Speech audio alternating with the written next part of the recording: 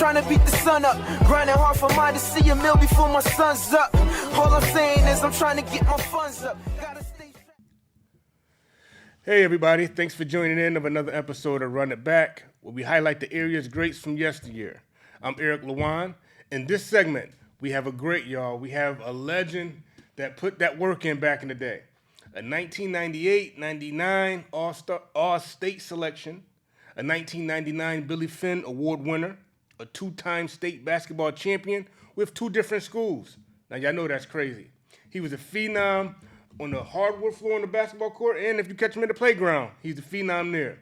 Ladies and gentlemen, let me introduce you, Marvin BOOdini Rountree. What's going on, fam? How you doing, baby? Good, man. All right. Peace. Hey, man. So, for my listeners, man, just let us know, man. How did the sports and athletics and basketball get started for you? I was fortunate to be involved in a program when I was coming up. Okay. The days when I was coming up, we had an after-school program. The one that I was accustomed to was called WOW. The WOW. Okay. Yeah, definitely Walnut, Orange, and Wash. Yep. So we would It's go legendary. down. Yeah. Definitely go down there, and then we would get our basketball in, and then we would go down to the. But then I don't know if you remember, the rec had these tournaments before the high school. Yeah. They had these tournaments before high school basketball started, or before the basketball season started. Yep. And we had a team in that tournament. It was like the Wild team? Yeah. Okay. It was a Wild team, and then I think it was Green Package had a team. Then I think what's the restaurant that was up at the corner of McBride's? McBride's. Yeah, McBride's had a team. Yeah. So when I was coming up, you bringing it back, man. Yeah. Well, that was my first organized game. Okay. I didn't know what 3 seconds was. I didn't know what any of those rules were. Wow. Well, that's early. Yeah. Okay. I mean, I would say I was 14 years old. 14. Yeah. Okay. 14 years old. Yeah. Wow. You started playing at 14. 14 years old. And I fell in love with it because I guess because I wasn't raised to play basketball. Like my dad, I wasn't fortunate to have my dad in my life in the beginning of my life. But the way I kind of caught on to basketball was in the streets. Street balling on the parks or whatever. But my first organized North End Rec, going down there right before the basketball started, and I was tall. Okay. So first thing all the boys did was they wanted me on their team. I didn't know what was going on. I didn't know if I wasn't good. I was, you know what I mean? Yeah. Basketball wasn't on the brain right then. I was kind of still trying to 14.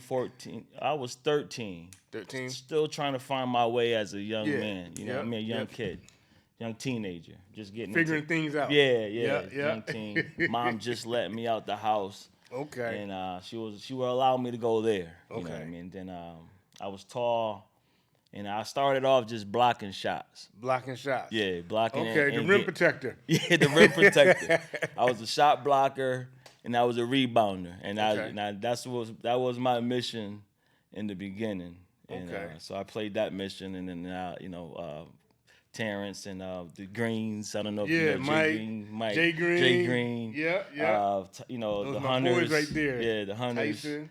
So they was the scorers. You know what I mean. So I was tall. I was one of the tall ones. I don't know if you know Kyle. KG. Yeah. Kyle Gray. Shout out to Kyle Well, Gray. Kyle Brewer. Oh, Kyle Brewer. Yeah. So me and him was the tallest ones at that age. Gotcha. So I was a center. He was a center. We were just blocking and grabbing balls. They're like, you tall, you're gonna be the center. Yeah, that was my intro to getting a little taste of basketball. Okay. Yeah. So with like your taste of it, did you find early on like, I like this, I want to kind of get better, or you just kind of like gradually just playing it more? You know what? I think what kind of made me want to get better was when it was like at the parks. Okay. When it wasn't 5-on-5, when it was just pick up half court, and you're called trash.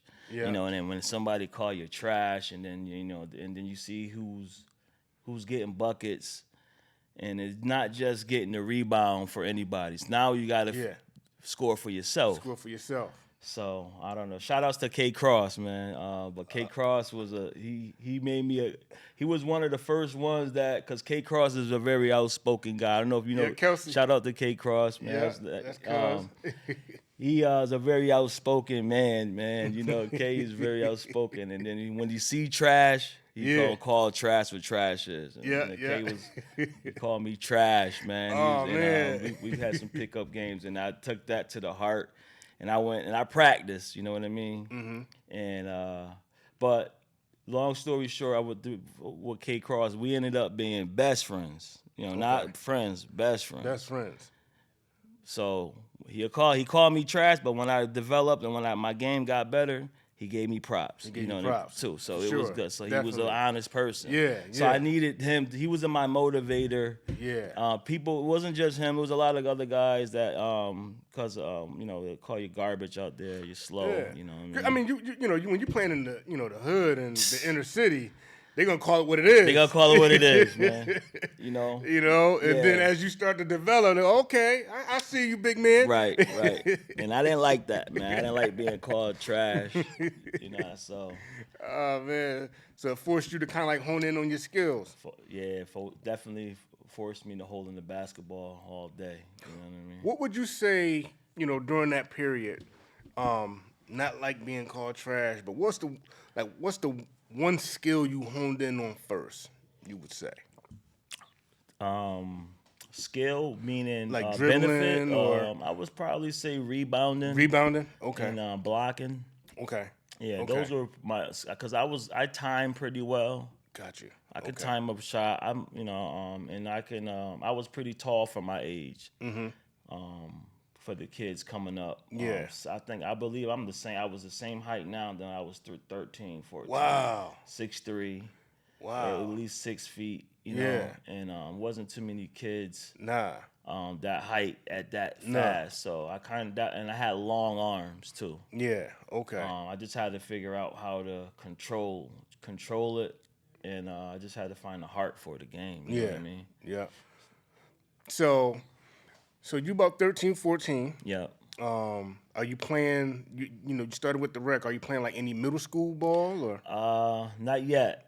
Not yet. Okay. Not yet. I'm still in the backyard. You know what I mean? At the Hunters, and which is tougher than tougher than oh that, yeah. We're going at it. You're going at it. You ain't gonna. You might not get those fouls. 3-on-3, 4s. You know, I'm asking questions how to finger roll. You know,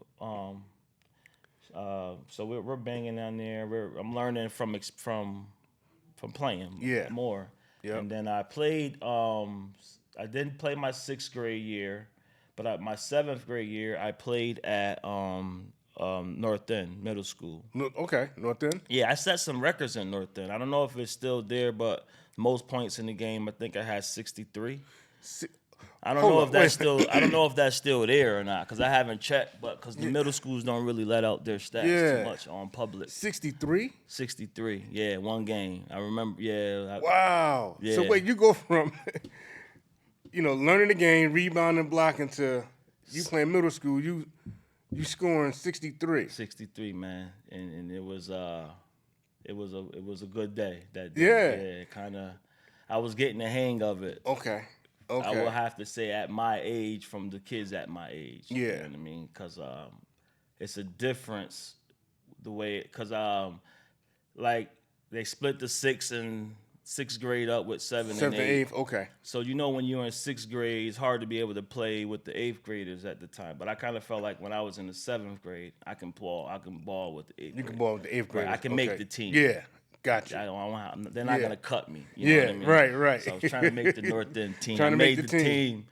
And I was just, because rebounding, going back up with it, man, you could get a lot of points. You can get some points. A lot of points, Especially, like you said, when you learn how to control. Right.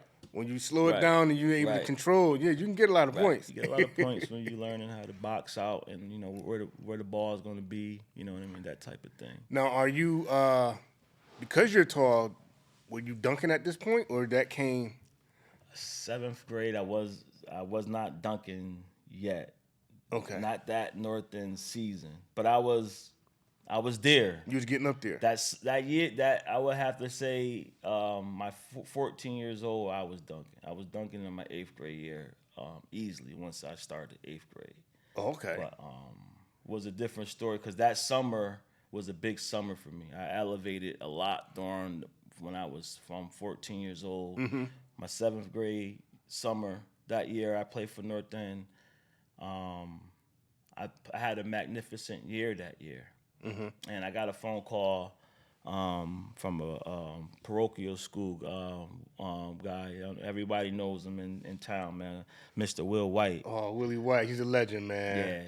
Yeah. I got a phone call Mr. from Will White. And, okay. He wanted to speak to my mother, and he asked what I think about going to a Catholic school. Was it St. Joe's at the time? Joseph? Yeah, it was St. Joe's. Yeah. Okay. I think, Chris Island had already been there. Rhino Blizzard. Blizz, yeah. Been there. Okay. So I won't want to say I was one of the third ones, but from what I know of, them two have already been there. Yeah. And they were sponsoring trying to get some kids, involved with the Catholic schools. And I was fortunate to get that phone call. Wow. Took me out of the public school kind of thing, aspect of things. So I was kind of like, it was kind of like a, wow, am I that good? Yeah, you're right. You know what I mean? Right, so, right.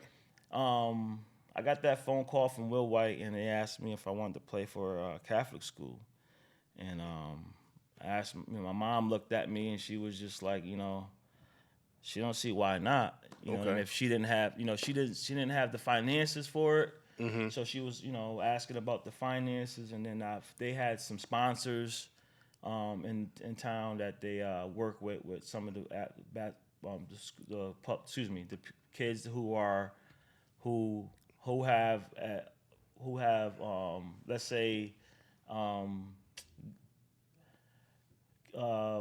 they don't have, it wasn't a lot of sponsorships, but they had a few sponsors. So I guess they picked a few kids from the who they could pick, a couple kids. They can sponsor to they come probably through. can. Yeah, I was always one or two.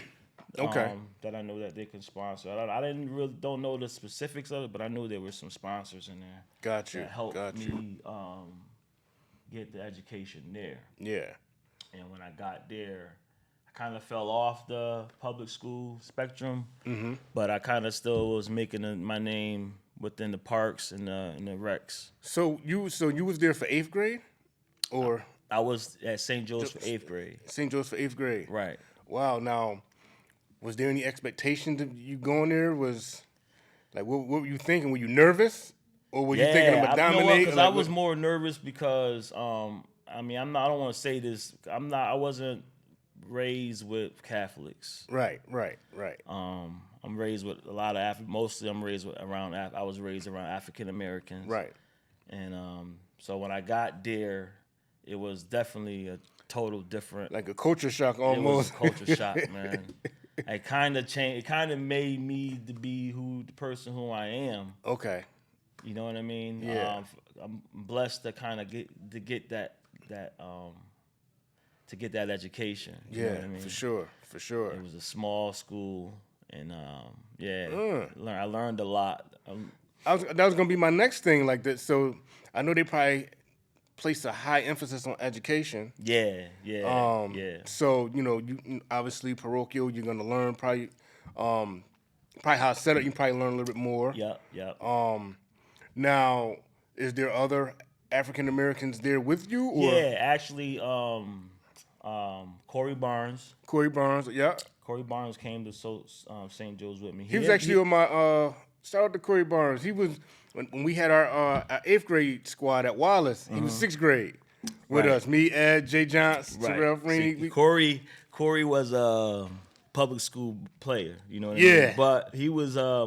He was asked to come to St. Joe's. He went. He didn't play that year. Okay. My 8th grade year. He went back to Wallace. He went back to Wallace? Yeah. He played for Wallace that year. And then, so he didn't play with me that year, but he went to school with me. Okay. I don't know if that makes sense. But he ended up, when it was time for basketball season, he got up out of there for whatever. I don't remember for whatever reasons, but he ended up going to Wallace. Okay. But I don't know, Jamar. Remember Mouse? Jamar Jones, Mouse, yeah. Mouse was there. He was Okay. in 7th grade. I was in the 8th grade. Oh, okay, Mouse. Yeah, so Mouse got a couple years in there. Yeah. Yeah, he was in Yeah. there. Wow, so they started bringing you guys in.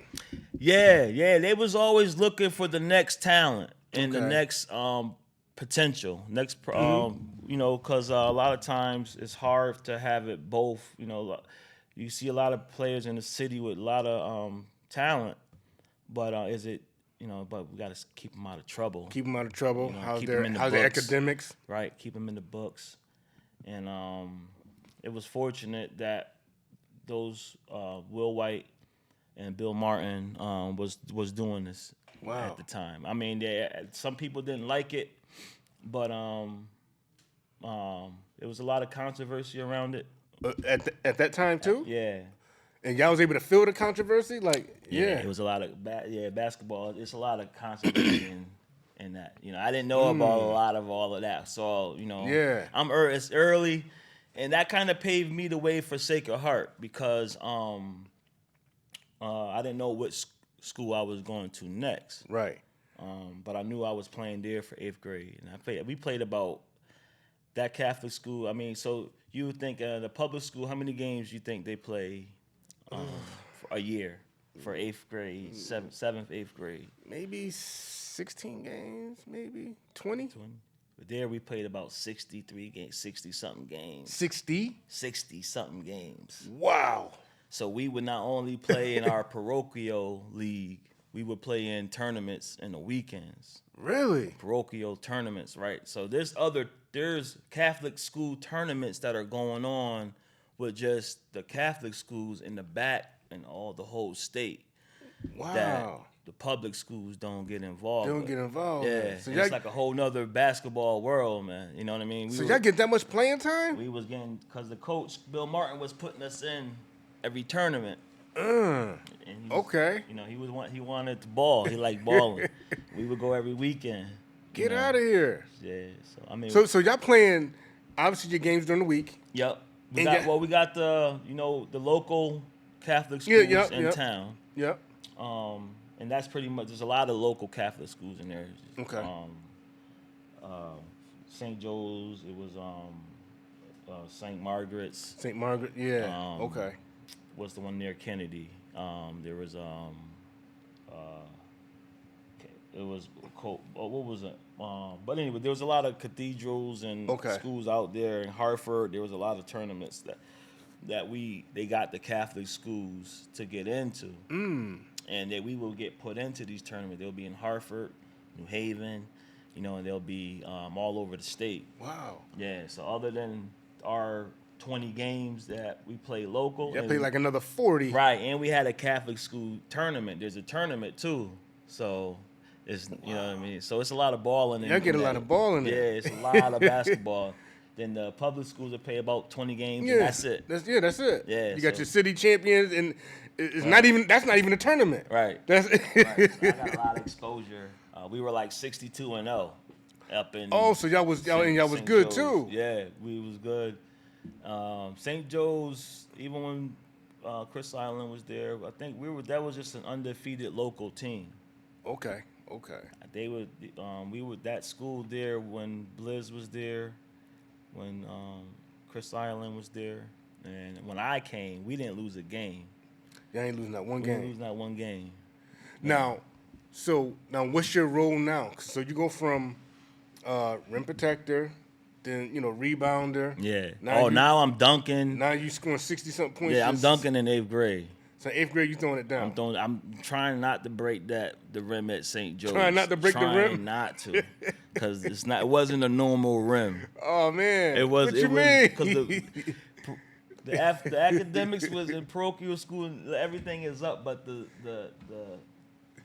facilities just wasn't up to par. Okay. You know what I'm saying? So St. Joe's was on a decline. You know what I mean? So With the facility wise, right? They made it. They had a hoop, but it wasn't a breakaway or anything. Oh, okay. It was like one of them old ones. Wood board and yeah. So I was yanking on that thing, but they was just asking me not to hang on or don't dunk. Yeah, so I was kind of trying not to dunk it so hard. Yeah, I was throwing in there real lightly, but I was getting better at jumping And I was a defender, so I was more on the press. So I was more at the beginning.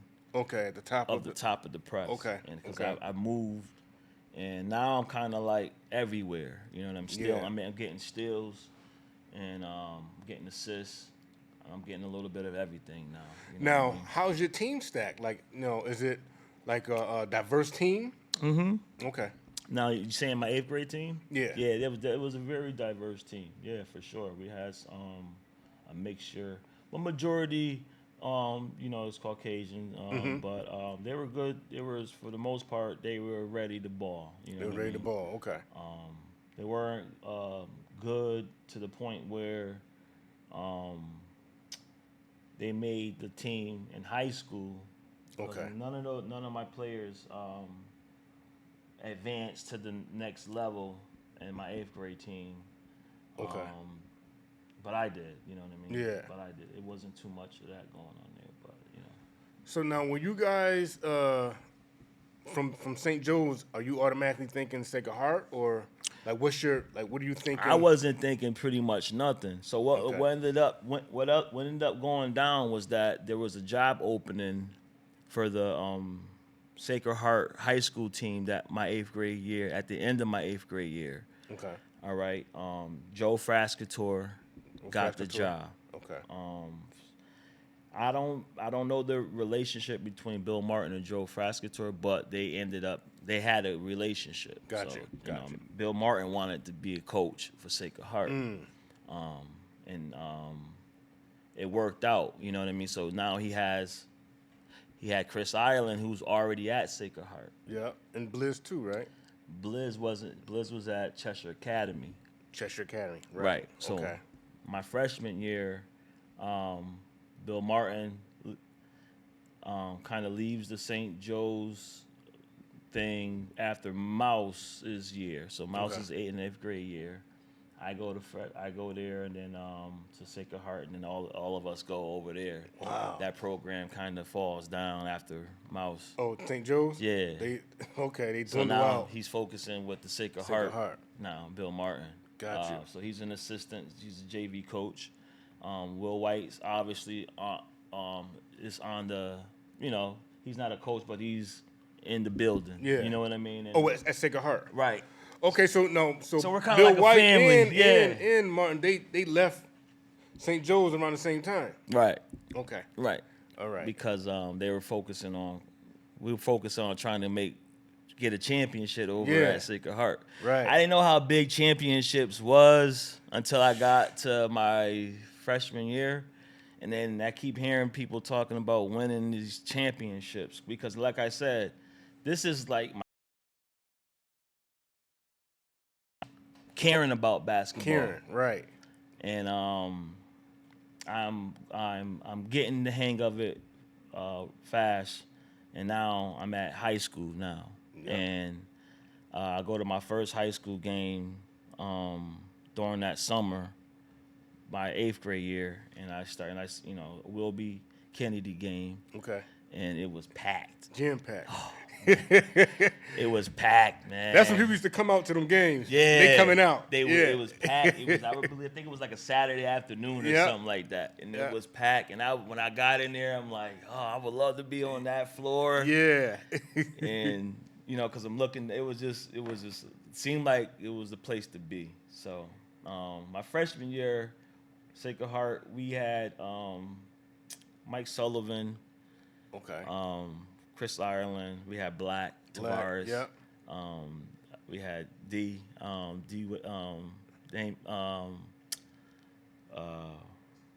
Stars? No. No. We had the point guard. I drew a blank, man. I'll think about it in a second, but man, don't. So we had a few players on our team that we were okay, you know what I mean, but we weren't going to make the tournament. Okay. So I think we didn't make the tournament that year. It was Mike Sullivan's senior year. So it wasn't a big year to expect anything. But because that year Mike Sullivan he was carrying a lot of the scoring load. Right. Yeah, he was the scorer. It was his last year. Mike was a shooter, man. Yeah, he wasn't. and Black was the team captain. You know, there was Manny, and it was D, and then but I ended up making the varsity team that year. Your freshman year. Yeah. Okay. I didn't start 2 games. I didn't start. It was an emotional transition of getting me into the starting team because there was a senior on there. I don't really want to speak. I don't know if I want to speak about too much because I'm not. There's no bragging or anything with me. Yeah. But to me, I was trying to be the best to take people off the starting 5. That's how I looked like. Somebody's coming off. You know what I mean? That's but I wasn't like that, but it ended up being like that. Yeah. So he had to let him know, listen, man, coming. you gotta get on the bench. Marvin's gotta start. We know he's a freshman. This is your senior year, but you're not starting. So actually, you know what? It was. I'm gonna talk about that because I worked hard, man, like to try to just beat everybody up in practice, and I'm just trying to make a name for myself. Definitely. But there's some other people that's been balling, that's been at the school for years, and you know how that goes. Yeah. They felt like they was entitled. Right. So, yeah. But I was playing, and then I guess it was 2 minutes into a game. It was I don't know if you know Manny Velez. Yeah, Manny Velez. But he was one of the starters. But 2 minutes into the game, he got pulled out, and they put me in. It was like, all right, damn, he just got in. And so 2 minutes into the game. So they pulled him out, put me in right away. I guess they just wanted to just get this thing going. They didn't want to whatever. But he had an issue with it. Took his jersey off, quit that game. You know, he was done. He wasn't appreciative of. So wait, he's a senior. Right. Takes the jersey off just because the roles switched a little bit. Yeah, they had more confidence in me at the time. You know what I mean? But I kind of felt like I deserved it. You know what I mean? Because I was putting up numbers the year before, and then I didn't see it in him. So if he was there because he was a senior. Because he was a senior. And not because he was better than me. Got you know you. what I mean? Got you. And I think that was that's the first time I kind of realized, like, all right, you're people they got confidence in you. Yeah. You know what I mean? So you're gonna be a and good you're showing improvement too. And I'm showing improvement. You know what I mean? So So I stepped into that role my freshman year. I played varsity 4 years since I was a freshman. I didn't start. I started every game except the first 2. So you're not even playing no freshman or JV or none of that. They try. Listen, so that's another thing. They try, right? They try to put you in the freshman. They try to put me in. They say, Marv, we need you to play the first quarter, or we need you to play the half of the JV. And then when they did, I was getting like 30 in the first quarter. Oh man, that's not a joke. I was getting 30. They had to just pull me out. They was like, all right, no freshman games for you. So freshman game, you getting 30 in the first quarter. When I was a freshman, I only played varsity. Wow. Then they tried me on the JV because when you travel in high school, JV plays right before that game. So they tried to play me in that game, and it was going the same way. I was just so I would get us up, put us up by 20, 25, and then they'll take me out, get me ready for the varsity game. Okay. And then I'll play the varsity game. So I was playing the JVs, and then I was playing varsity. And then then it was a time where they just kept me out of the whole JV thing. Okay. Wow. So you come in, you went into Sacred Heart shaking things up. Yeah, for sure. Yeah, man. Yeah. I went and it wasn't easy. No. You had to really go in there and ball. People want to see, because that's where it happens at. What most people don't know, it happens at practice. That's how you determine who's going to be your starting 5. At practice. Did you see what they doing? Right.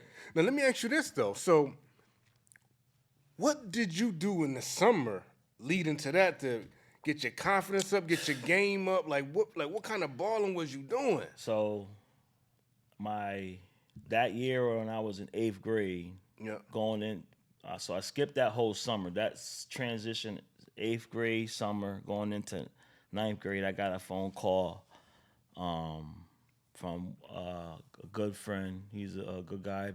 Everyone knows him. If you're into basketball, Wayne Simone. Wayne Simone, yep. Shout out to Wayne Simone. Shout out to Wayne Simone, man. Peace and blessings. Wayne Simone gave me a phone call. Okay. And heard about what I was doing in the 8th grade. Okay. So he, because word get out who's putting in work as a young kid because he's looking for young talent.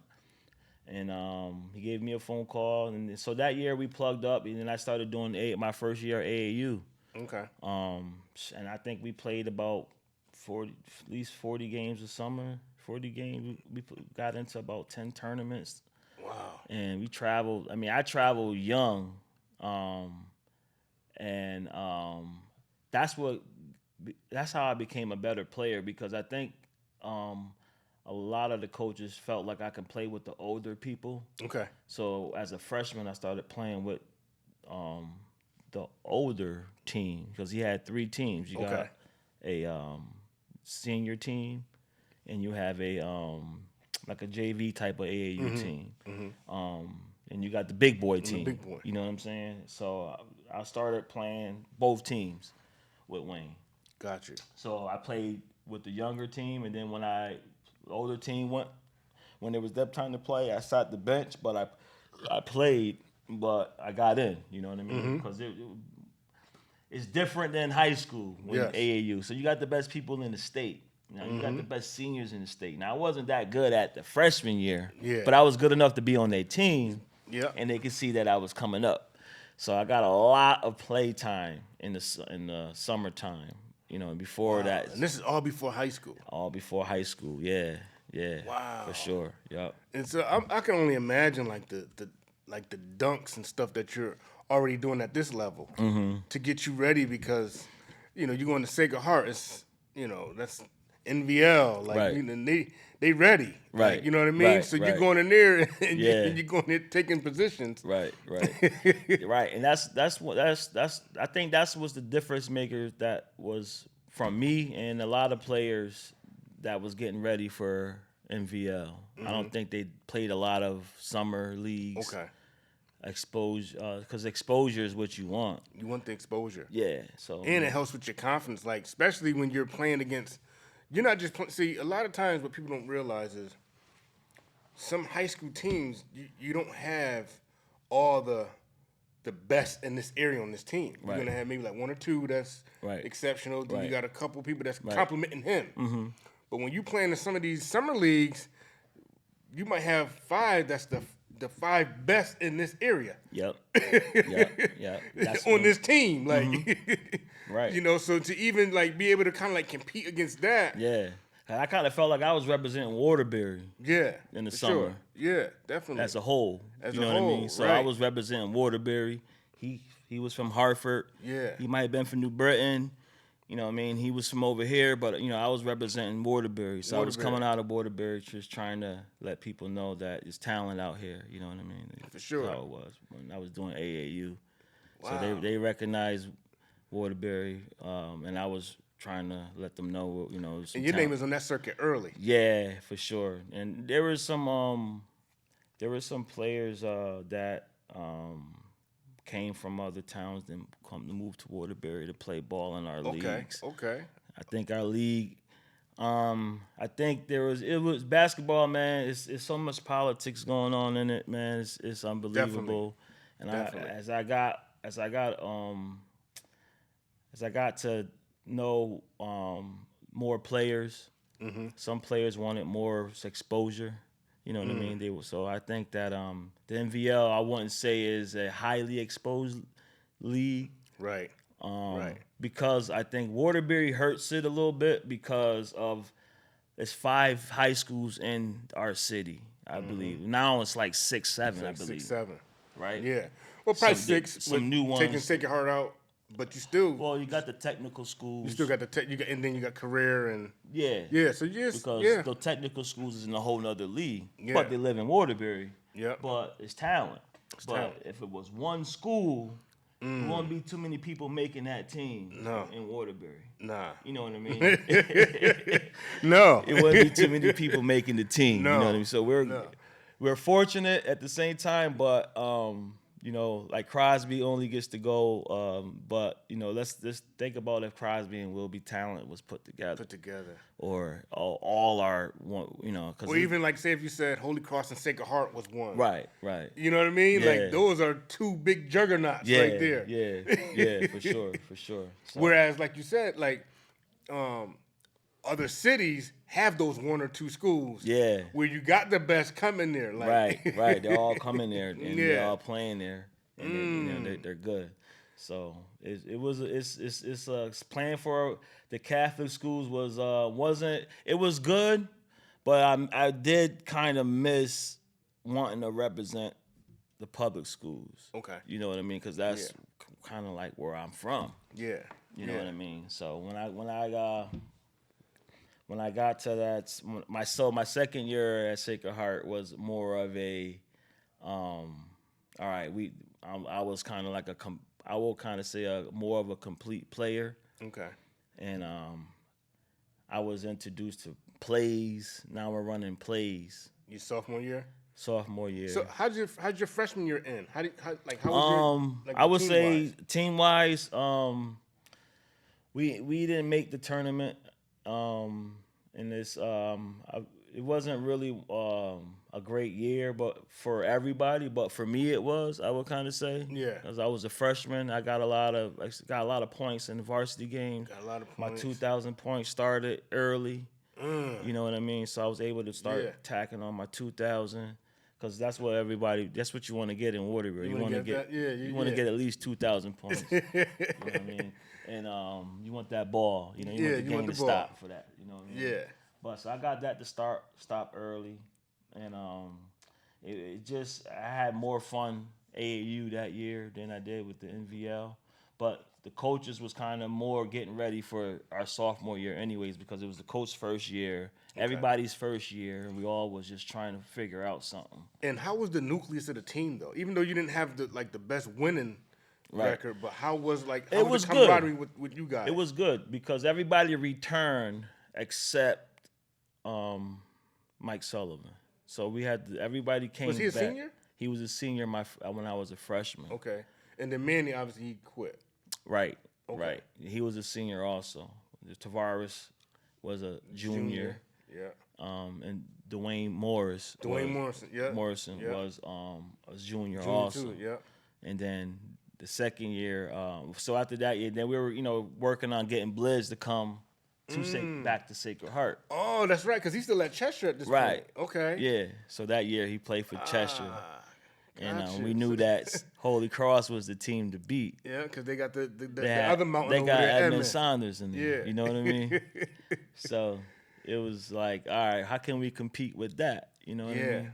Yeah. So we were just trying to. That was the team to beat. Mm-hmm. My when Edmund was there. Yeah, for sure. Holy Cross Crusaders was the team to beat. It was the team. Yeah. So Blizz come to Sacred Heart. Blizz when Blizz comes over to Sacred Heart. And you still got Chris Ireland. CI is a great player. Yes. Quiet. Mm-hmm. But if you know CI, you know CI. CI is a great player. Played on the same AAU team as me. Mm-hmm. He's played on the same middle school, same high school. So we from the same family. Yeah. Okay. So I would say we were family. We were a family. We took the same route to basketball. Definitely. And he was in the gym. He was South Main, South End Rec. South End Rec. South End Rec. Yep. I was a North End Rec. Or WOW. I played everywhere. You know what I mean? So that beginning of that year was a big year because Blizz was coming, and Blizz was like 6'7", 6'8". Blizz was 6'8". Rest in peace, Blizz. Rest in peace, Blizz. To Blizz, man. I love you, man. He was a big piece to that team, and it was just a championship team brewing up. You know what I mean? Mm-hmm. We to be honest with you, man, that team wasn't a normal team, man, because the coach didn't really want us. He didn't want us to have time to get in trouble. I don't know if that made sense. So he kept y'all busy with ball. He kept us busy. We would after school. We would go to the because Sacred Heart didn't have a gym.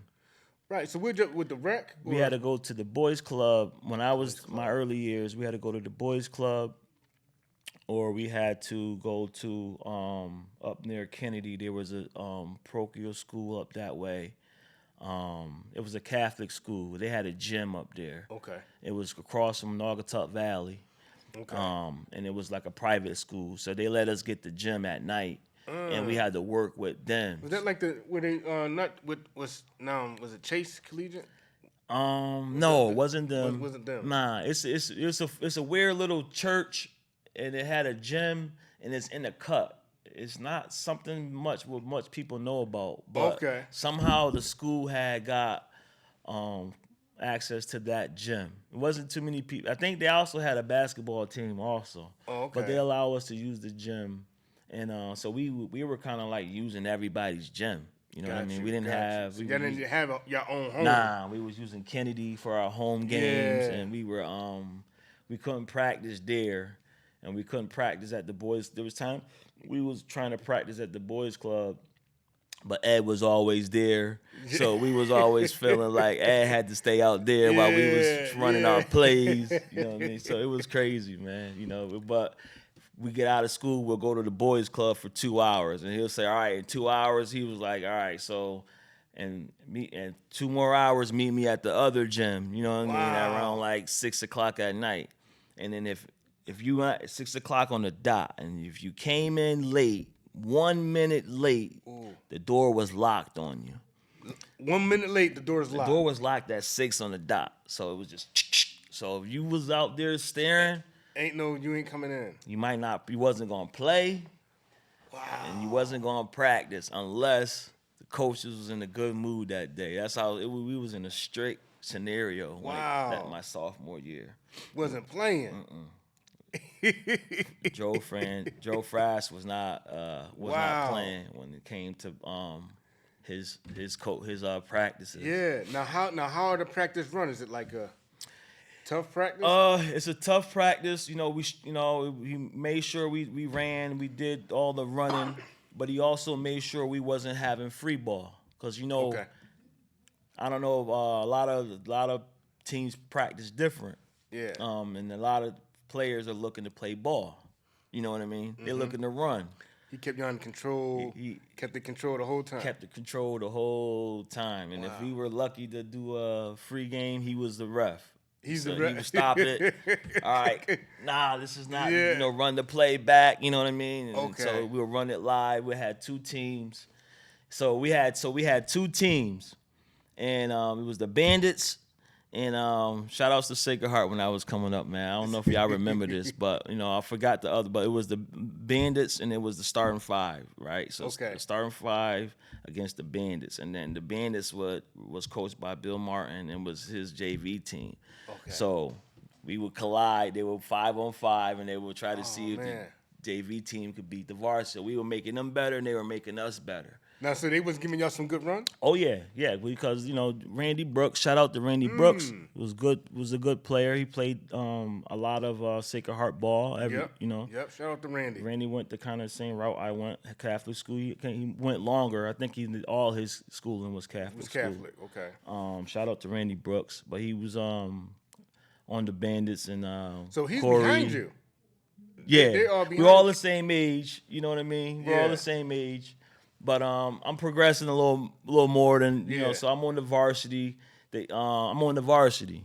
They're JV. They're doing JV. They're trying to get to the varsity. So that's when Corey ends up in because he went back to Wallace. Corey ends up back to Corey came to Sacred Heart freshman year. Sacred Heart freshman year. Okay. Yeah. He came back to the family. Yeah. He worked some out with Will White and Bill Martin and them. And that was a good move. Yeah. It was a good move. He came back, played it freshman year with us, and Corey stayed, I think, all 4 years at Sacred Heart. Okay. So nice. Yeah. So you guys now, are you looking at the city like we taking the city, or is like,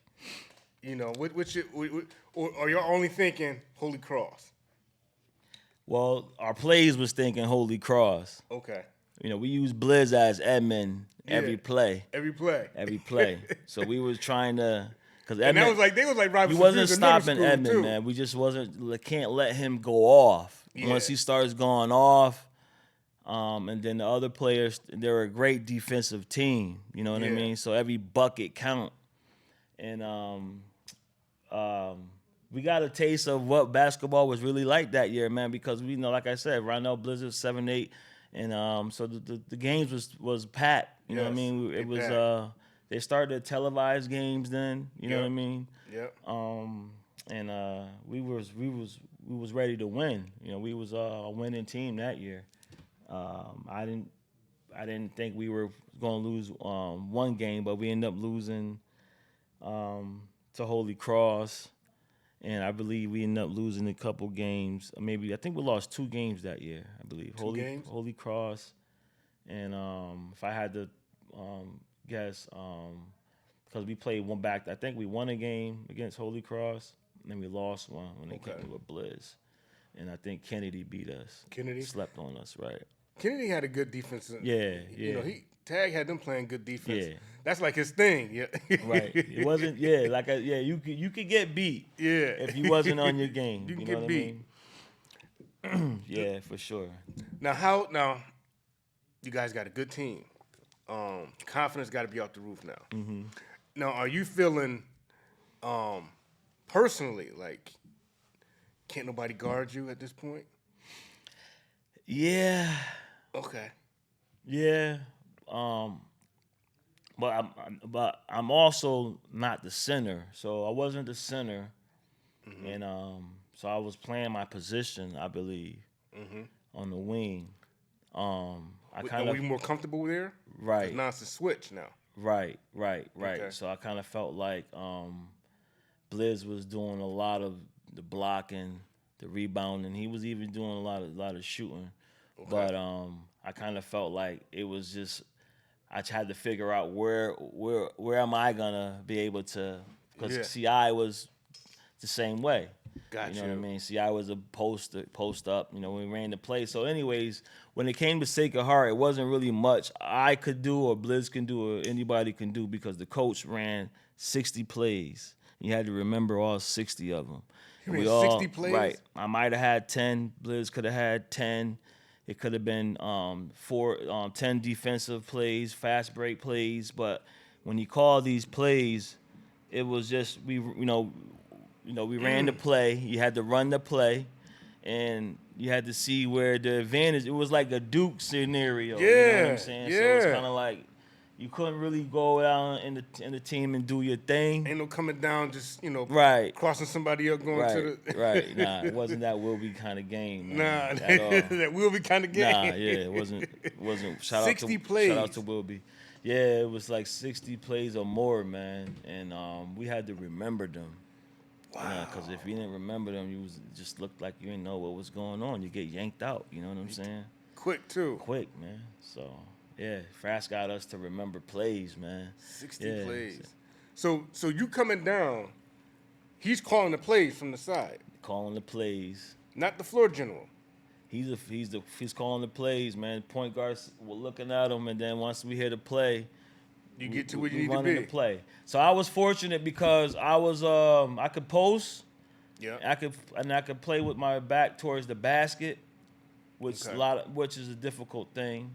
Some people can't start this way and then turn around and figure out things. So some people had to be in front of the basket with the ball, come off a screen or something. So I was fortunate to get in post position and be able to turn around, square up, make a quick move, stop quick, or go to the hole, or make a nice quick jump shot. Got you. So I was fortunate to be able to play in those plays. But there's a lot of people who fell out of the plays, man. Because the game was a little different. You know what I mean? Oh man, so were you guys deep enough where like starters can fall out the rotation? Yeah. We was that because we had some young guns coming up, man. And they hungry too. They was hungry. Yeah, but like I said, I started 5 at the time. I think it was Tavares. It was Morris, me, Chris Island, and it was Blizz. Shout out to Black because people don't And realize. it was damn near all black folk, all black dudes running the, you know what I mean? Yeah. Running the starting five at Sacred Heart. Out of coming out the Mike Sanders era where he was kind of like one of a handful of brothers that played for Sacred Heart, and then Yep. you guys are predominantly Yeah, Mike that's Sanders. different. Like Yep. There was Sacred Heart was a good year, man. That was when we ended up trying to. I don't think we won the NVL title that year. I think Holy Cross won it that year, but we was set out to win the state title. Well, that year we weren't a large school, but I think we were a medium school. But I think that solely is fair. You know what I mean? Because we didn't have a gym. I didn't even have a gym. When you think about that, like you guys are hustling to find a spot to play and practice. Yeah, man, every day. Like, and everybody else, think about the convenience of this. Everybody else can just go downstairs in the locker room, come back up to the gym. Yep. Shout out to Joe Frascator, Bill Martin, all of them for orchestrating all of this. And we had a good coaching team too, man. And keeping you guys hungry too. I thought these were NBA coaches for some. They was scouting teams on their days off. We didn't play. They was at games. They was at every game, right, taking notes and bringing it back. You know what I mean? So I was a part of I was a part of a team that wanted to win. And you guys, it seemed like you guys were building a winning culture. We was definitely building a winning culture. My freshman, sophomore year, and then you could see it coming. You know what I mean? Because Frascator was hungry. He was a new coach, and he understood the game real well. You know what I mean? But I don't know. Things take turns. You know. I was gonna say you start out where you don't. It's not much that. Are they relying on you to, like, your freshman year? Are they relying on you to take on that scoring load? Freshman or sophomore year? Freshman year. Freshman year, yeah. They relying on you to handle the bulk of the right. scoring. Well, right, and rebounding, defense. But now your sophomore year, you have more. You can say help. You got more pieces. Yep. To go with the puzzle. Right. Now, do your role change? Or how much do it change? Not really, because like I said, my stats always showed everything that you can put on the paper. Yeah. I had something of everything. Right. You know what I mean? So I was a versatile player. So if Blizz was on the post, I knew when to cut. Gotcha. Or if not, I knew how to get into place for the rebound. Gotcha. And I was, I knew how to, shake up people down there and, make it dangerous to be down there. Yeah. Things that people didn't see. I did some things. I made room. Yeah. You know what I mean? So I respected the plays. I wasn't a ball hogger. I was never the one who wanted the ball. Yeah. I was always the one at practice screaming, I'll get my own points. I'll get I'll get my own points. I get my own points. Shoot it. I get my own points. I'm get mine. I'm getting the offensive board. You know what I mean? Yes. Okay, so you guys, fairly you have a good season, though. Yeah, we had a good season. Freshman year was a good season. So, sophomore year, Holy Cross probably won the city. Yep. But you guys are in the States. Yep. How's that journey, like, preparing to, obviously the States is different from the regular season. How are you guys, does it change your preparation when you get into that post play? Yeah, man, it's just those practices got tougher. Okay. And the closer we got, the more. So another thing that helped around the time you was talking about, because we spent so much time together. Yeah. That we started to build like this brotherhood type thing, and I think it's important with teams. The chemistry, it's a word that I'm looking for, but it's like the camaraderie. Right, it's a way that you have to initiate. It's initiate to kind of make make him understand that, listen, I'm there for you, you're there for me, and we're not against each other. You know what I mean? I think when we stepped into a gym, I think we got closer together. Yeah. You know what I mean? So but when we got to practice, we were like animals. Yeah, but it all comes in sync. It all comes in on game night. On game night, they respect me for me getting the boards, for me starting. You know, they respect me to lead the game, to lead the press, because when I lead the press, I'm causing problems. You know what I mean? I'm getting things. I'm long. I'm up in the air. I'm fast, and I'm get the press going. And then I think the coach, I kind of was learning how to be a leader. That year, and then Black was a leader. Mm-hmm. So leadership was big. Black was a big leader, in every aspect. You know what I mean? Yeah. He knew what to tell us. You know what I mean? The young kids. You know what I mean? Because I think Black was a good friend of Edmund. It was real close. And he was a good friend of all the winners, you know what I mean? So he knew what it took to win. It's crazy because people don't realize, like, Black, out of everybody, he, like, just on the outside looking in, right? Black made a lot of adjustments to his game when he came to high school. Yeah. You know, because when we was in middle school, he played for North End. He was the leading scorer in the city. Oh, really? He was averaging like 38. Okay. And then when we played, you know, for Berkeley, like me, Black, and Ed. First it was me, Black, and Blizz. Then Blizz left, and me, Black, and Ed. Me, Black, Jay Johnson, and Ed. Was on the Hill squad. Okay. But Black and Jay was. All right. You know what I'm saying? Yeah. Like, you know, 1A, 1B. Like they was launching. Yeah. But Black was a shooter, and then we all was in 8th grade. Right. Black was, averaging like 36, 38 points in 8th grade at North End. Oh, really? See, I didn't know Black in them years because I was young. He was he like older, a couple years older than me. Yeah, so he changed his game like a lot. Oh. To kind of like a facilitator. Yeah. Pop a three if he's open. Yeah. But he was a shooter. Like. Right, yeah. So he definitely was facilitating. Yeah. And he had big games too. Mm-hmm. Yeah. He had he was a baller. He was a baller. You know what I mean? And he had it in. And that's what we used to be like, yo, Black, man, you, like, it's like day and night. Like, because when you're in middle school, you're so used to him coming down launching. Yeah. Like, that was his thing. Yeah. But he understood he had to adjust his game. Right. Because he's in the system. Right. A winning system. Organized game.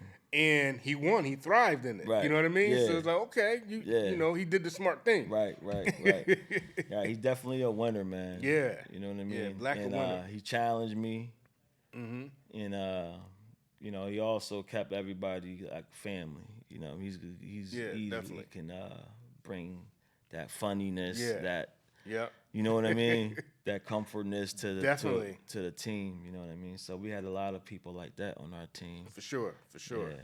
And none of our guys were knuckleheads, you know what I mean? Yeah. We weren't out drinking at night. We weren't out, you know what I mean, getting into trouble. Yeah. You know, causing a problem. And that's key too, because those other elements is what take you away from the game. Yeah.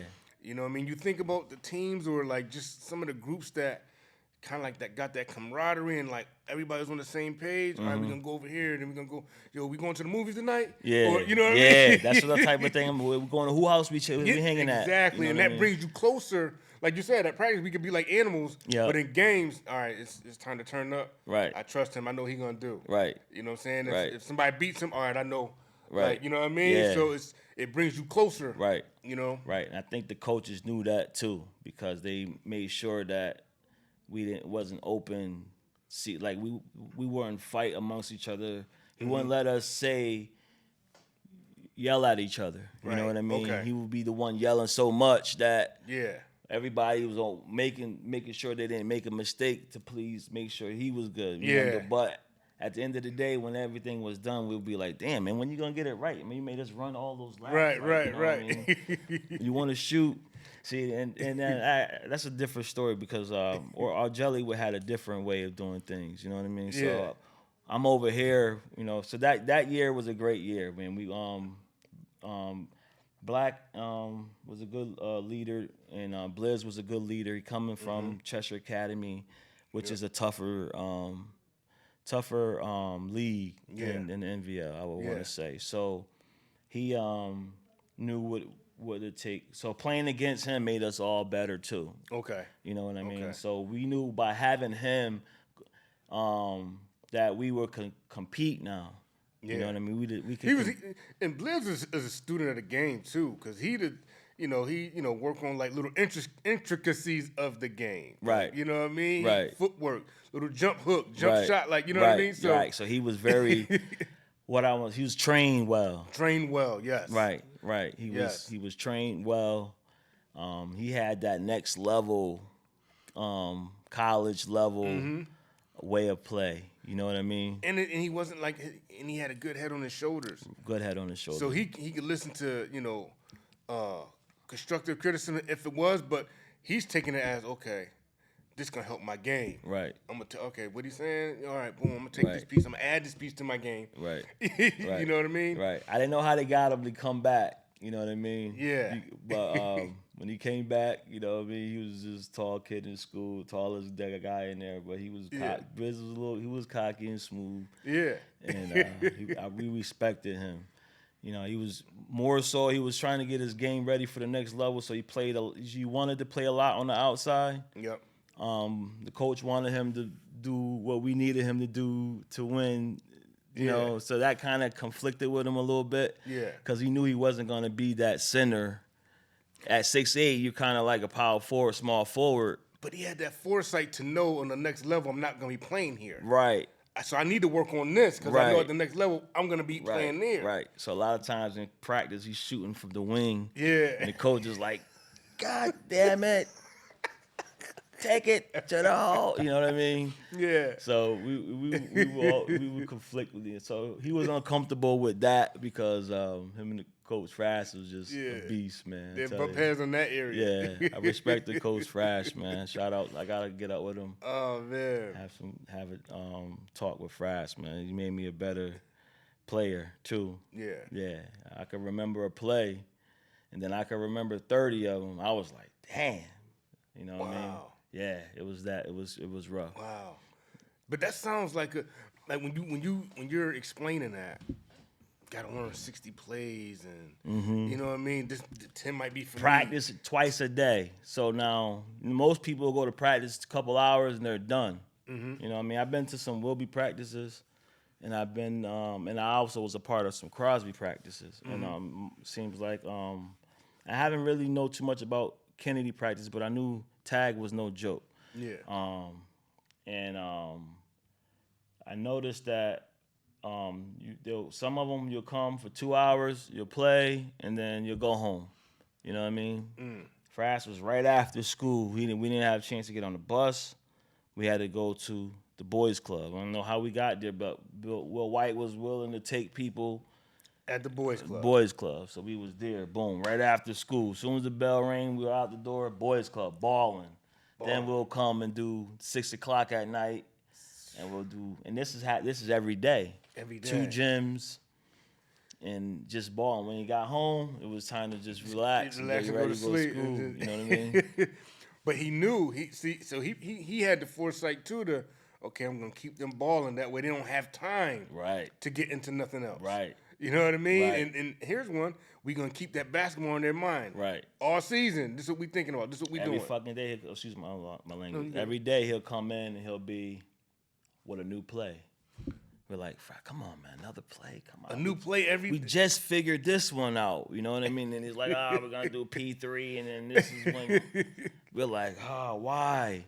And then when we were in the game, now we see why we have all these plays. Gotcha. Because there's teams that read your plays. Yeah, they do. If you're a good team from the other team, if you're scouting, you know the plays. You know the plays. This is what they do.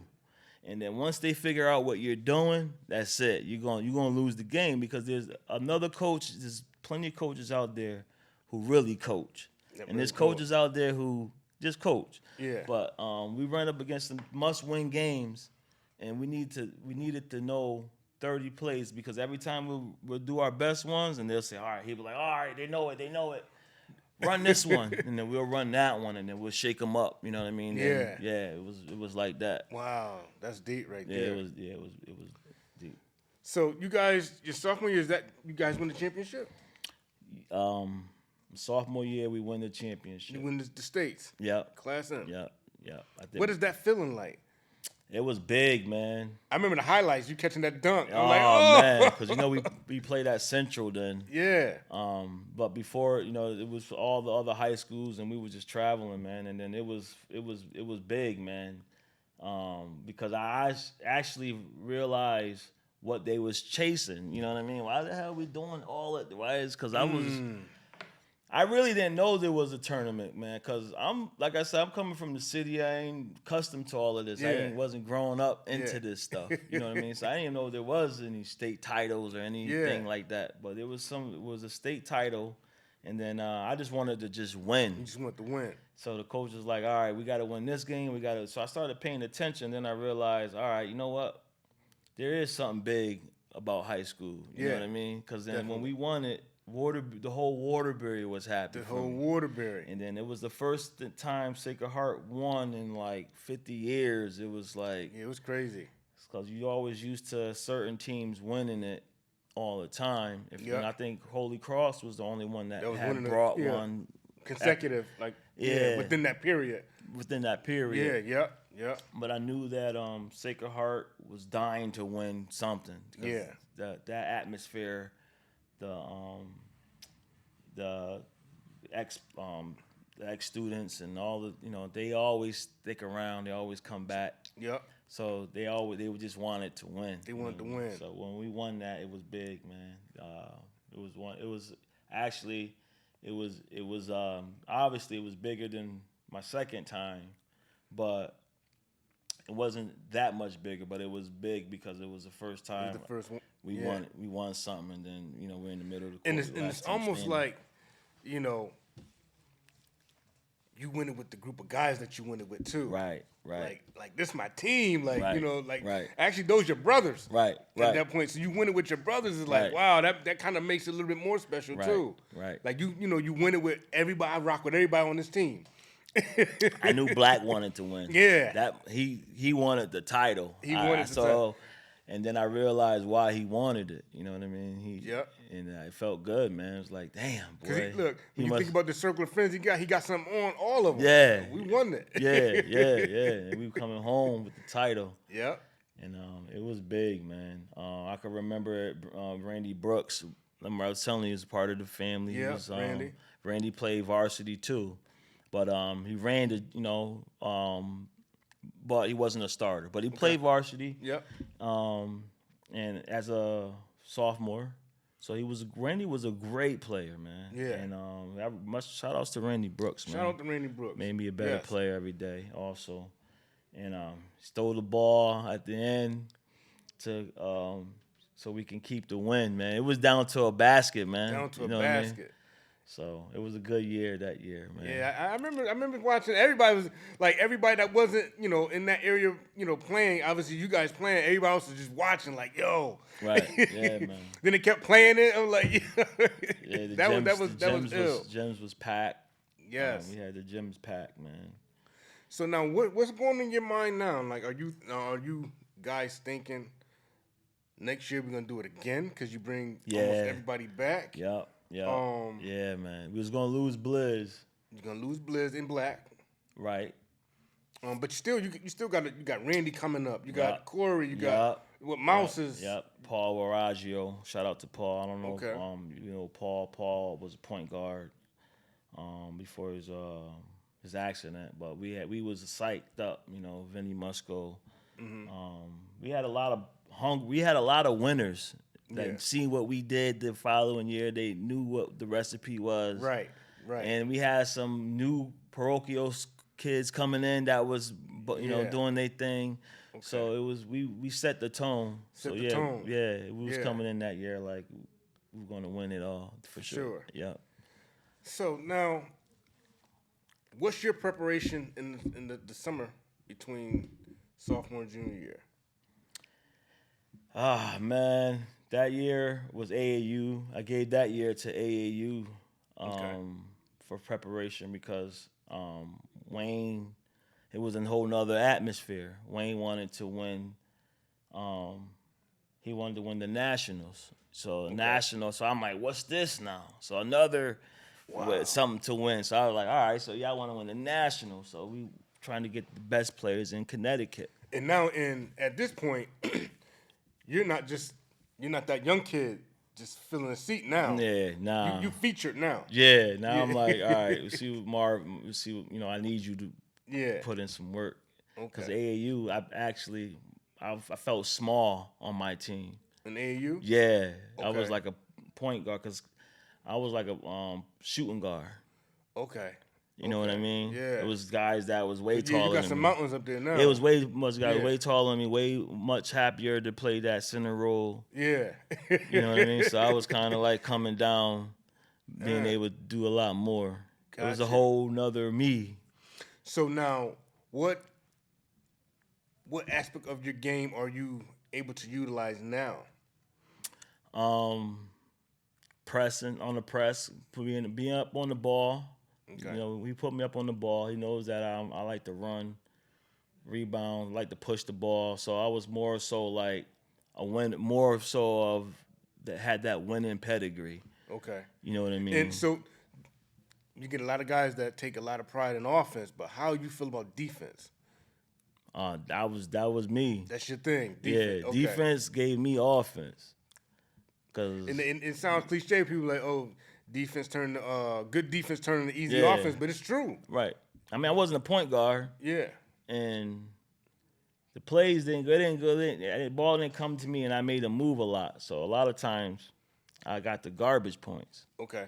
So I lived by that because I was like, something coming off the glass. Oh yeah.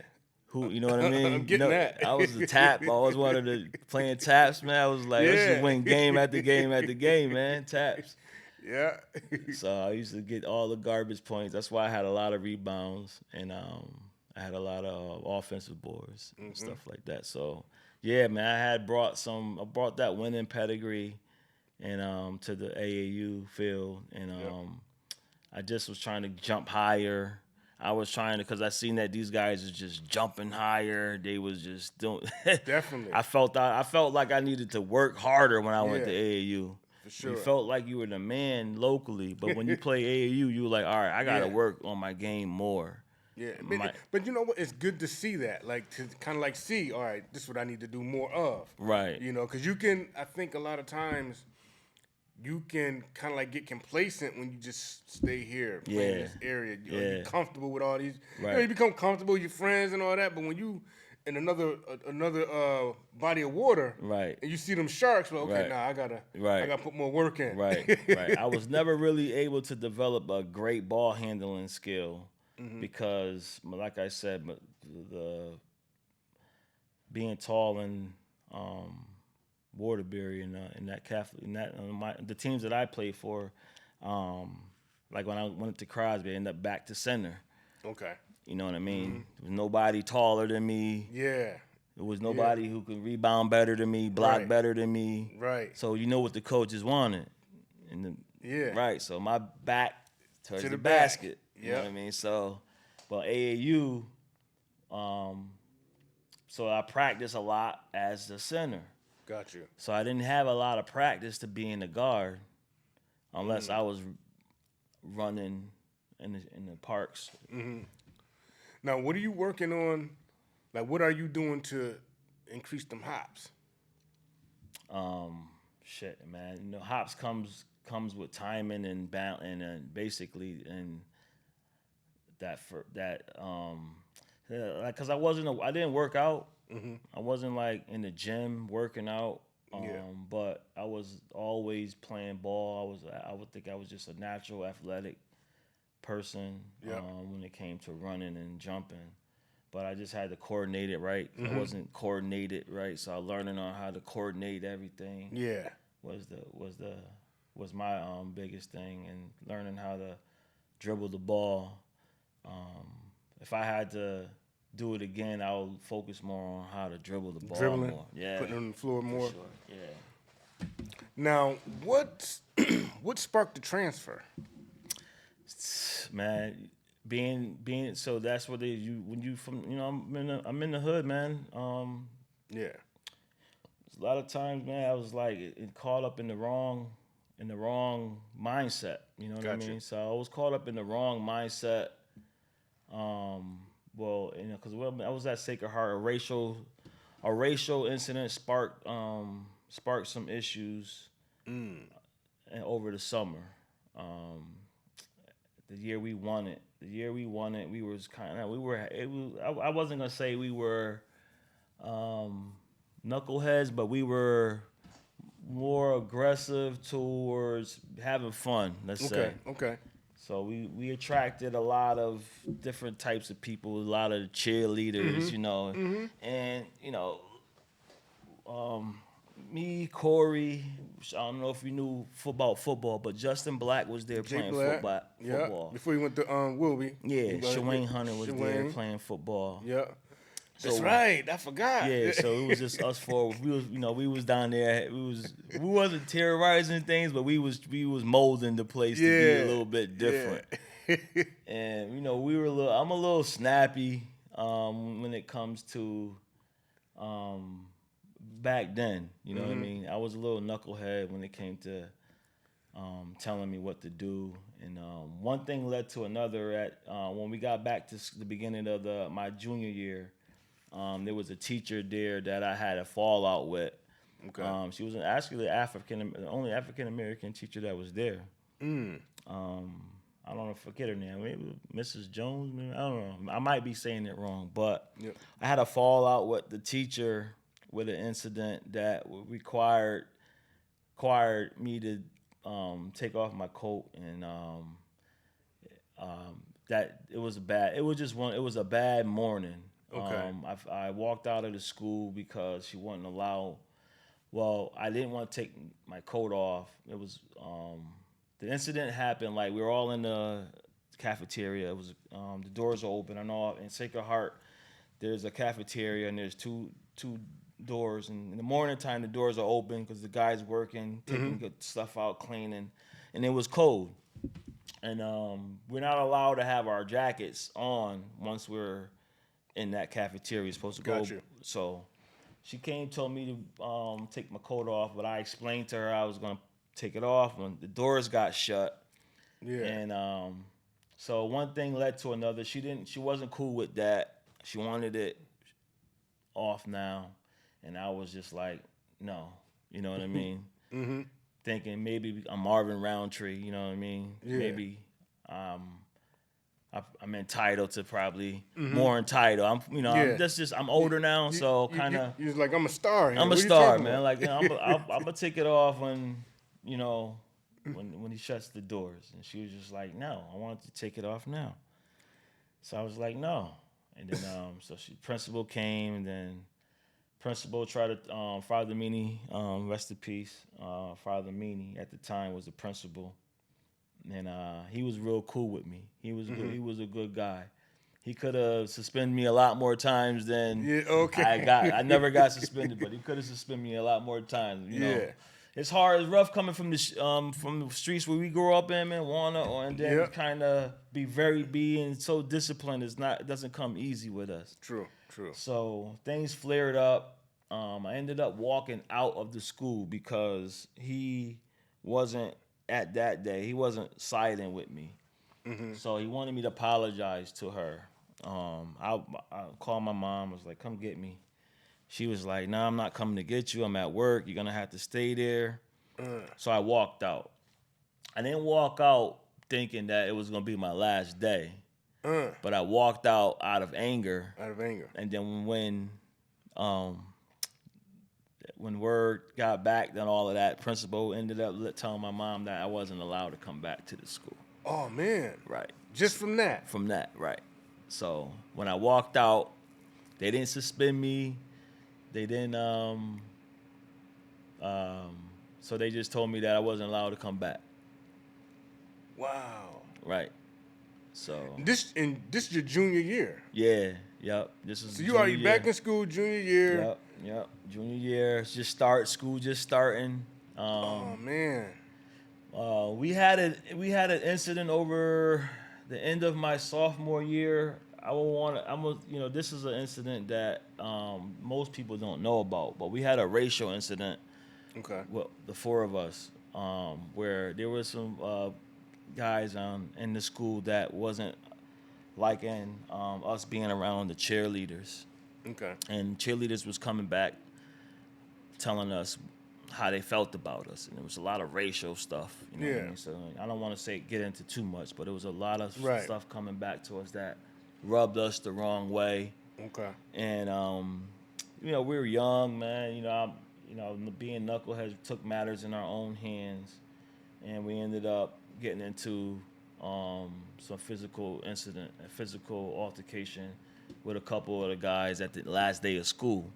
Oh, this is the last day of school. Last day of school, year. right? Sophomore year, but that got scratched. We couldn't take our finals, so because of the incident, they suspended us. But because it was the last day, we couldn't take our finals. They told us we had to come back over the summer to take the final. Take the finals. Okay. So I did everything they wanted to do. We got penalized for that, but I think that incident that sparked. They was on us from first day of school. Oh, okay. You know what I mean? Because it was all four of us involved and some couple other people that we wanted to set straight. Yeah. We're young, we're knuckleheads, man. And then that kind of got the school to kind of pay more attention to me, I believe, because so we won it. We came back, and then I walked out, and they said I couldn't come back. So then I had to figure out where was going to be my next school. You know what I mean? But I was actually long story short, I wasn't in the Wilby district. Okay. And I didn't want to play for Crosby when I left Sacred Heart. You didn't want to play for Crosby? No. Okay. So I went to Wilby. So you went to Wilby? I went to Wilby, and I was going to play with my cousin Seth Hunter. Yeah. I think Dimitri was there. Was Ryan there? Ryan was there, but Ryan was I believe because I was a junior. Ryan was a sophomore. But he was playing, but he wasn't Ryan. Okay. You know what I mean? He was just trying to see because he wasn't Ryan. You know, Ryan developed. He didn't come into his own yet. Right. He didn't come. Okay. His story is starting at the time. You know what I'm saying? Okay. He's more of a YMCA down at the Y. Yeah. See him at the Y a lot. Okay. And but they were trying to get him to play for the team. He's tall, big guy. Wow. And that year I ended up starting school at Wilby. My first semester I did at Wilby. I was in Wilby. Wow. And then ended up so I went to Wilby because they had the ROTC program. The ROTC, okay. So I was able to get into that program and being able to be in the Crosby the Crosby district. They allowed you to go there. Allowed me to go to Wilby. Oh, okay. Because of the ROTC. Because of the ROTC program. So that was kind of weird to me. I was like, what the fuck I'm doing here? So I was like, here I'm at the Catholic school. Now I'm in Wilby and doing ROTC. I'm in, I don't know if you know how that goes, but you got a homeroom. They all line up the same. And it's like, so I'm like, what am I doing, man? So I'm at Wilby. I'm leaving early.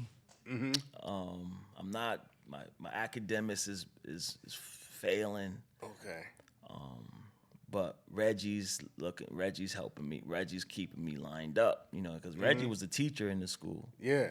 So he was lining me up, keeping me. Hey, make sure you pass, because Reggie was excited about me playing for the squad. And then I thought I was going to lose a year. Oh, so this is what's going to happen. So if I would have went to Crosby, I was going to lose a year. If you go to Crosby. Right, because I started my clock at Sacred Heart. You couldn't transfer and play that following year at the time. You would have to miss out on a year and play the following year. Yep. Because they didn't want people transferring for sports. So if you transfer, you missed the whole year. Got you. Right? Then this was dead my junior year, right? So this is when God came in. So I figure, all right, I gotta play this year. Because Sacred Heart was probably banking on you ain't playing. I ain't playing. They was gonna do me got, dirty. they ain't got to see so you like, in the he ain't court. coming back. So no coaches called me. Nobody hit me up. Was trying to get me back into good standings. They were like, Marvin, I'm disappointed in you.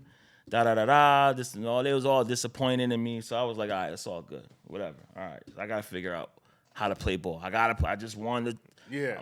I'm doing work. I can't miss out on a year.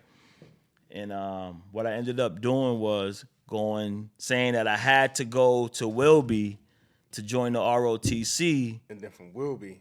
So they will let me play because that's the reason of the transfer. Oh, for the ROTC program. Right. So if I would have went to Crosby, I would have had to sit out. Right. So I had to go to Wilby. So that's what it was. I was going to go to Crosby, but I didn't want to sit out. So that's why I wanted to go to Wilby. Okay. For the ROTs, they say you play the program, you want to sit out because you say the reason why you're here is because of the program. Because of the program. And that's why the transfer happened. You know what I mean? Gotcha. They can't knock you for that because you trying to get into this ROTC. Yeah. They can't knock you for it. It's like kind of like a neutral program. Neutral it just program, happened to be at Wilby. right? It happened to be at Wilby, right? Gotcha. So, all right, I'm like, all right, so,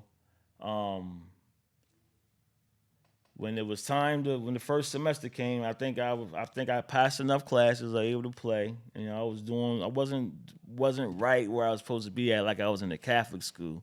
I was leaving. I wasn't there. Like, my head wasn't there. I was just having fun. And then word got out that they changed the rule. The CIAC changed the rule. You didn't have to miss a game if you got transferred, and that happened during that year. So a lot of people started transferring that year. You know what I mean? Because they wasn't going to miss a year.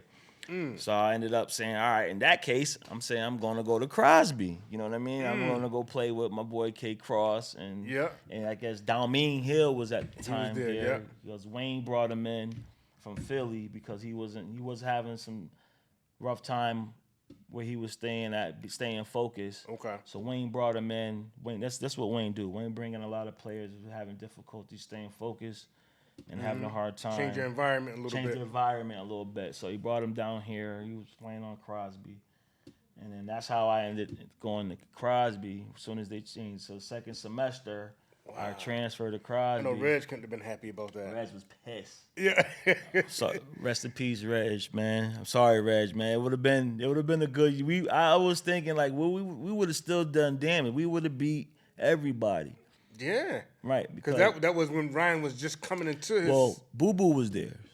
Oh, that's right. So Boo Boo started playing. Meat wasn't there though. Meat was there. Meat and Boo Boo was there. Mm-hmm. Inside. Mm-hmm. And then Gomes played that year too. He ended up playing that year. That's a problem. That's a problem. So Boo Boo that was one of Boo Boo's best years. Yeah. Boo Boo, rest in peace, Boo Boo. Rest in peace, You know what I'm saying? My God, man. I love you. Boo Boo was a problem that year. He was putting up 30 a game. Easy. And only teams like us could stop him. You know what I mean? Like, they were still a good team. And they ended up still being a great team. Yep. But Dameen was just that. Dameen was a talent, man. Yeah. He was a pleasure to play with. You know what I mean? He was from Philly. His game was just different. He just wasn't that Waterbury game. You know what I mean? He was on some of that and one kind of. Yeah, for sure. His crosses and his movements was just different movements. You know what I mean? Now, was there any expectations to? All right, so you got your eyes set on Crosby, right? Now, are you thinking we gonna to go win, to team up with K, to team up? Dameen's coming in now new, right? So I didn't know what was going on over there at any of these teams. You know what I mean? Because I spent so much time with Sacred Heart. Or you could have stayed at Wilby. Or I could have stayed at Wilby. But it was a little different. It was like more so. I kind of think Coach Jelly is a better coach than the will-be coach, Reg. Mm-hmm. Reg is more like players coach. Okay. You know what I mean? He's more like he'll please the player. Okay. You know what I mean? He won't, he'll let you play Some full courts at practice all the time. Yeah. He'll let you be late. You know what I mean? Need to, he'll let you do whatever you want if you're good. You know what I mean? If you was one of his best assets, he'll let you do whatever you want. Right. But Argelli don't care. He don't care. No. Frash don't care. Right. You know, they want the respect. They want the respect. And they want you to be just like anybody else. You know what I mean? They didn't treat when they get you to buy in, everybody else can fall They kind of felt like they didn't want to be like men who favored people because they were good. When in basketball, you could tell who does that. Yeah. You know what I mean? You're right. And then some coaches don't care who you are. Run them laps. You late, you ain't playing. You know what I mean? Yeah. So that's how they kept it real. So I'm glad I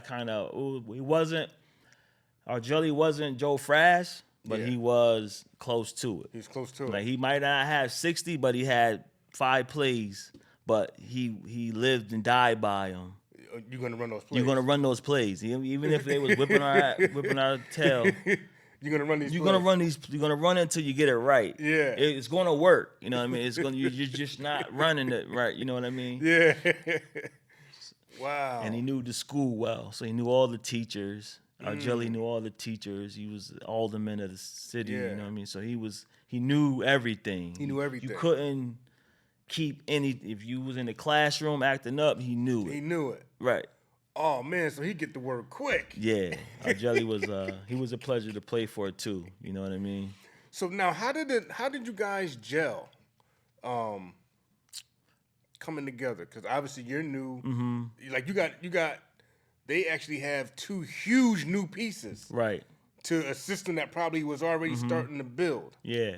Well, when I got there, Crosby had some good pieces. Mm-hmm. I kind of think that I was always that missing piece. I would say I will be a person of a missing team because I'm a team player. Yeah. And it wasn't there for me. I was there to win. So, they had some good. Brandon Graham was there. Shout out to Brandon Graham. AV Knowles was there. Yeah. They ballers to me. Okay. So you guys have success. Yep. Now, are you faced with any type of adversity throughout the season? Yeah. Yup. I mean, for Crosby, we were, because they were, all of the team was more ready to hear what I had to say because I just came off of a championship. Yep. And they was more looking at me, and I'm like, look, you guys, y'all want to win, trust me. Yeah. The feeling is insane. So I was more like that kind of guy there, man. You know what I mean? Trying to keep these guys knowing that the end is the best. Yes. You know what I mean? And I brought that familyness because I figured how Black and them did it and how to, you know what I mean? I tried to bring what I was doing in Sacred Heart. You know what I mean? Now, when you guys get to the promised land, how's that feeling? It's good feeling, man. The city respects you. Yes. You just felt like you as a kid that you was a part of something. Yeah. Big. You know what I mean? That was the city what the city sees as being big. Definitely. Now, throughout your run, what would you say was your best game between both Sacred Heart and Crosby? Like your overall, what was your best game high school wise? Best single game? Yep. Oh man, I would probably have to say my first time I had to play Sacred Heart. Oh. So when I was at Crosby, I had to face Sacred Heart. Okay. First game I was hurt. Okay. But second game they came to my house. They came to Crosby, and it was the best game. I had that game. Yeah. Duncan, we was down to the halftime. You know what I mean? I had to beat that team that raised me. Yeah, that's right. Yeah, that was your best game? Yeah, it was my best game, man. What would you say is your worst game? My worst game, I would have to say my senior year. the last game that we needed to stay in the tournament. We lost at home. It wasn't. We lost Kelsey that year. He couldn't play that year through some. Oh man. We just wasn't there, man. But that last game, I kind of felt like I wanted to kind of win again.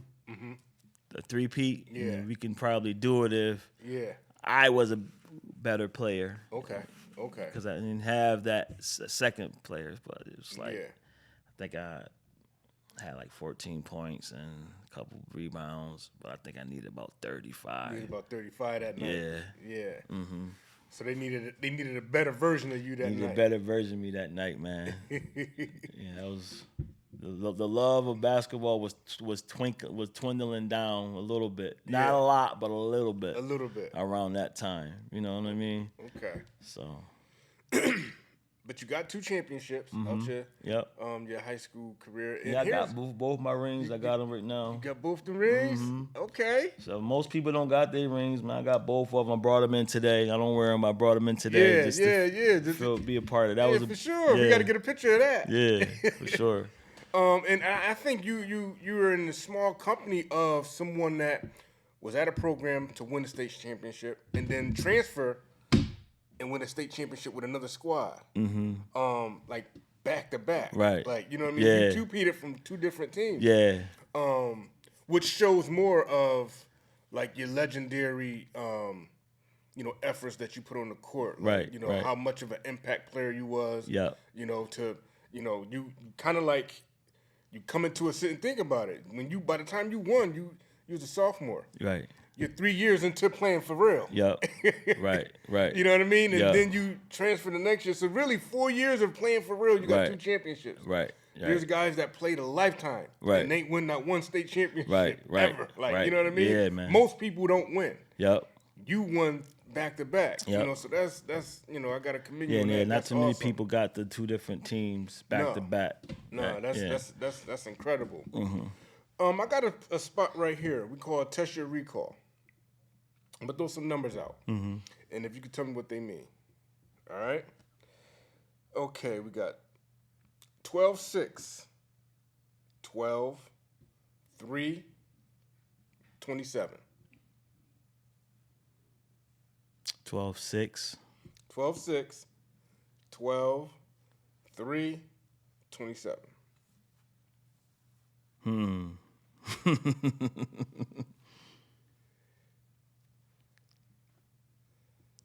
I don't want to know. All right, so in 1999, December 6th, you had 12 field goals. You had 3 3-pointers with 27 points against Seymour. Okay. That was in 1999. All right, yeah, Seymour. I love. Oh, yeah. You know what? That brought me right to that game, man. We thought we wasn't gonna make it out of there. Yeah. They rowdy crowd over there. Well, yeah. Yeah, I earned those points that day, man. I was ready to get out of there after that night. The boys ready to kill me, man. I'm gonna give you another stab, another one. We got 5, 77, 15.4, 23. Oh, that sound like a state title game there. All right, so state title game. Mm-hmm. So in 1998, 5 games in, you had a total of 77 points. You was averaging 15.4 points, and your high at that point was 23. Oh, really? Yeah. Yeah. All right. 5 games in, huh? Yeah. Oh man. So if there's anything that you would like to the young listeners that follow the show, what would you tell them like regarding your journey and like how to move forward and excel in the world of sports or even academics? I would say don't be distracted. It's a lot of distractions.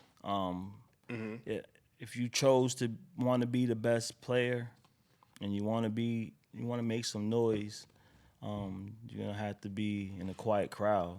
You know what I mean? Away from the streets, the drugs, the people who are into that. Your friends can't be involved with that.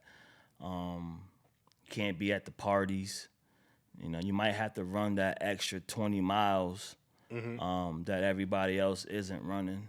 You know, because if you do everything everybody else is doing, you're just gonna be as good as everybody else. Definitely. So you got to do something different that you're not used to doing.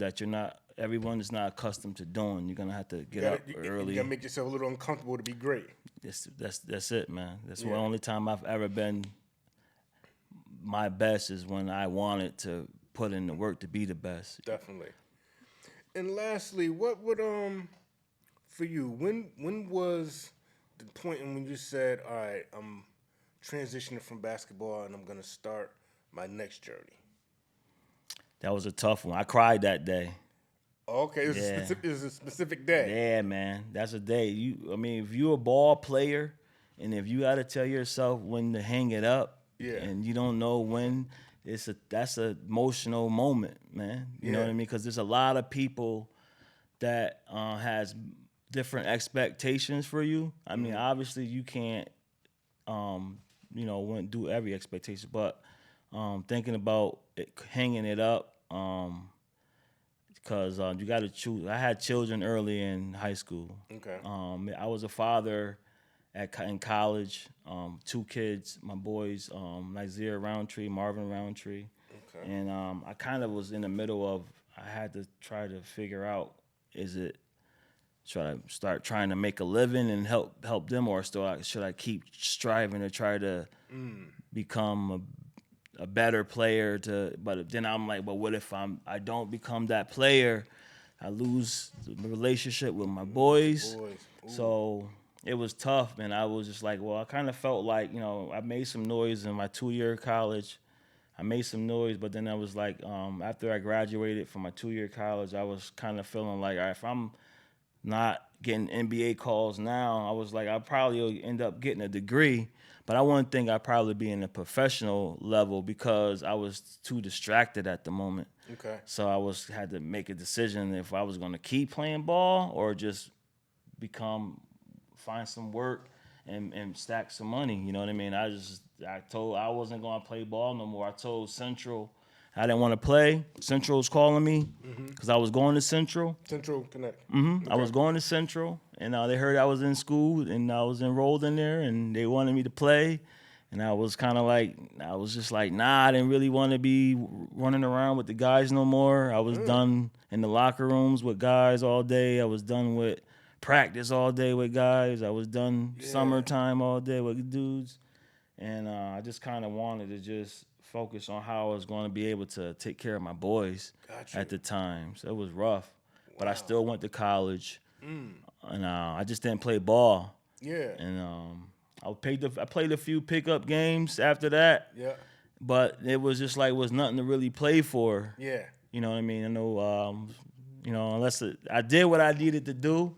Did what you need to do when it mattered. When it mattered, and then now I don't really play. I'm not injured or nothing. I just don't want nobody catching me when I'm not at my best. Right. You know what I mean? Right. I don't want to be in there, trying to, and then hurt my knee, and now I'm like in a brace for the rest of my life. Yeah. So I'm trying to stay healthy now.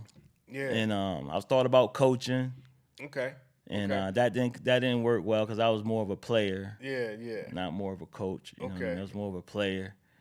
And I just left basketball alone until my son started balling again. Wow. But I started just working and learning and researching, and I got a 2-year degree. Okay. So I ended up with some college degrees. I didn't even need it, but it was just something to do. Yeah. And that's how I ended up my basketball, man. I didn't want to be in the 30-year-old leagues and nothing like that. Yeah. A lot of people do. Yeah, they do. But you know what? I think, you finding a greater purpose. Right. Is what keeps you, when you can live with, I did what I needed to do. I did something special. I did something that most people probably can't say they did. Right. When it mattered. Right. When it counted. Now I got my kids. Right. I could pour into them. Right. Hey, show's over for me on that point. Right. I knew what I was capable. I knew what I needed it to do to get to the next level. Yeah. But I was being honest with myself. You know what I mean? I was like, all right, do I want to be busting their butt every day? You know what I mean? And then what if I don't get picked to go to the NBA? Right. Now it's just everybody just forgets about you, and now you just left with the degree that I got anyways. You know what I mean? So I was like, the degree is what it is, and I'll get the degree. But my time was different. I didn't, because basketball requires a lot of time. A lot of time to excel. You know, with the team. Then you got to play by yourself. To get better. To get better. Because you compete in every season. They're trying to replace you, so you gotta get better, man. You're gonna see guys better than you, man. I don't like to see people better than me when I'm playing. Right. Oh man, well, Boo, man, I thank you for for chopping it up, man. You know, a wealth of, I tell people this is like a history lesson when we get the legends to sit down and chop it up with us. For sure. And just the impact that you had on the game. And I remember seeing you at some of the tournaments. Like, Dad, go on, man. I was everywhere. He was everywhere. I played in all the parks in Connecticut, man. So I commend you on your career, your legendary career. And I give you wish you the best of luck with your future endeavors, the business that you're embarking on, the work that you do. And again, from Waterbury, you owe us nothing, man. You did your thing. You know what I mean? Appreciate you, man. You did your thing. I appreciate you. And we appreciate you, man. And can you flash those rings in front of the kid? Yeah. See, can't nobody say nothing about those. Nah, these are my babies right those here. Those is babies right there. Yeah, I always keep these, man. So on behalf of Run It Back, we just got a small token that we'd like to give you. Let me see if he's talking about appreciation, man. Appreciate it, man. Yes. There you go. You can open that up. Yeah.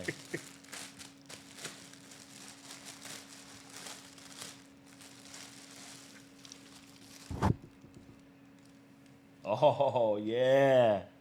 Oh, man, this is a blessing. There you go. Yeah, look at that, man. That's awesome, man. Yeah, thank you, man. Damn, man.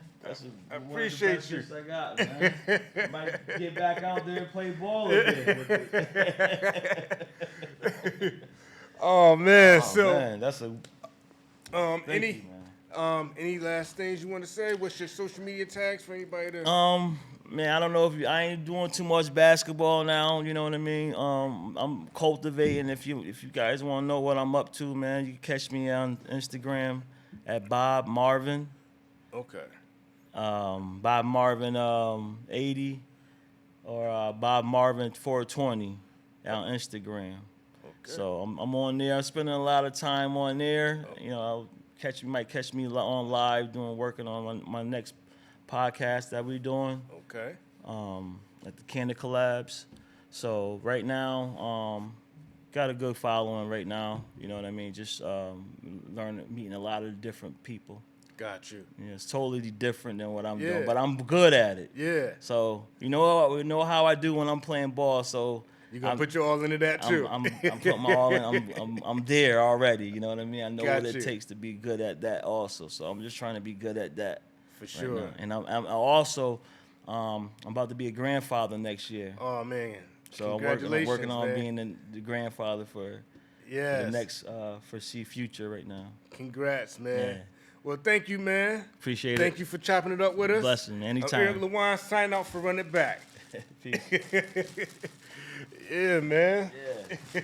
Your favorite show, Run It Back, is leveling up. We will release interviews on a weekly basis, and every Run It Back moment will officially be launched on Spotify. That's right, stream us anywhere, anytime. Make sure you follow Run It Back on Spotify and tap in. This movement is getting bigger, brighter, and bolder, just like the brand.